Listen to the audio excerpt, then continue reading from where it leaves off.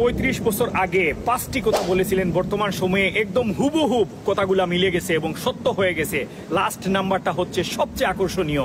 প্রথম যেটি বলেছিলেন, লাফালাফি বেশি করবা না, 12 কোটিতে গাছের গোড়া আসতে নানা দেবে, মামু বাড়ি দিল্লি গিয়ে পড়বা, বাংলার জমিনে জায়গা হবে না।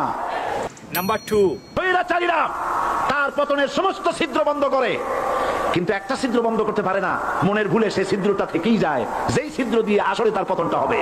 নাম্বার 3, ক্ষমতায় যারা থাকে, ক্ষমতার মোহে চতুর্দিকে অন্ধকার দেখে, মনে করে আমার পতন আর হবে না। নাম্বার 4, বিড়ালের মতো 500 বছর বেঁচে থাকার কোনো লাভ নাই, সিংহের মতো 1 ঘন্টা বাঁচতে চাই। নাম্বার 5, যারা মানুষের উপরে জুলুম করছো, আলেমদেরকে ধরতেছো, মুসল্লিদেরকে ধরে ধরে জেলে ঢুকাচ্ছ, সময় আসবে এমন ইন্দুরের গর্ত অপমান বলবার করবে। আল্লাহু আকবার। এই কথাগুলো যে এত সত্য প্রমাণিত হয়েছে তার জন্য ভিডিওটি শেয়ার করে সবাইকে দেখিয়ে দিবেন এবং দেখার সুযোগ করে দিবেন। ধন্যবাদ।